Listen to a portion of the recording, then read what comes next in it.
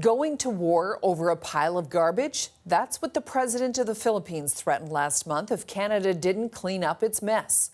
For 6 years, dozens of containers of Canadian household trash have been rotting in the Philippines.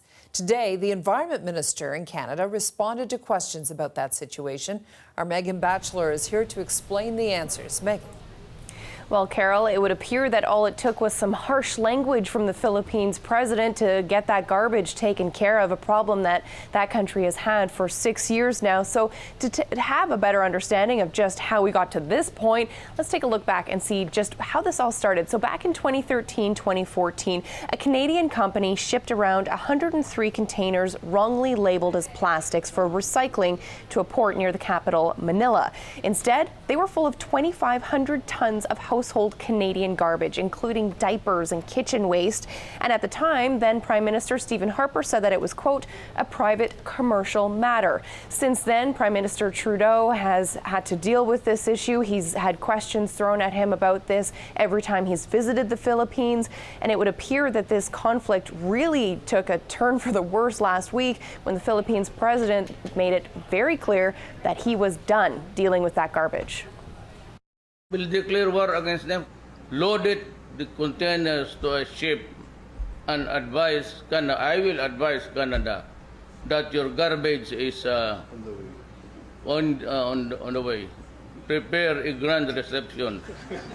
Eat it if you want to.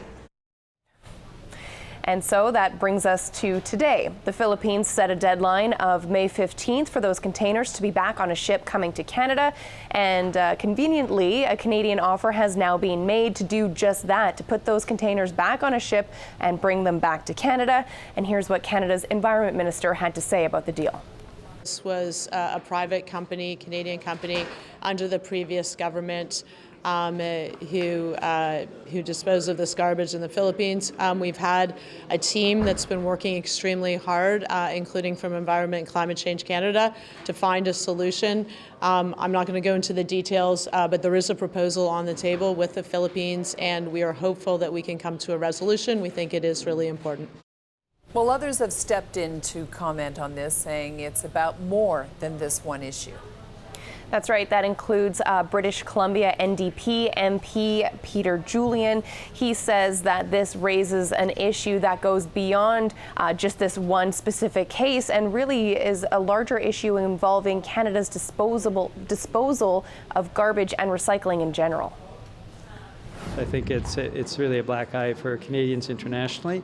We need to be enhancing our recycling programs. We need to make sure we're putting in place all of the treatments so that we're not sending garbage abroad. And I can certainly understand the reaction from other countries to have our garbage sent to them. We need to make sure, and the federal government has a key role in that, make sure that we have in place the recycling and garbage treatment that makes sure that this doesn't happen again. And actually, in 2016, Canada did strengthen its regulations around hazardous waste and its shipments to other countries and its obligation to take back waste shipments that cannot be completed as planned. And as far as this latest dispute, no word yet if the Philippines has accepted this offer. If it does, then those containers will be shipped back to Canada via the port here in Vancouver. Carol? All right, Megan, thank you.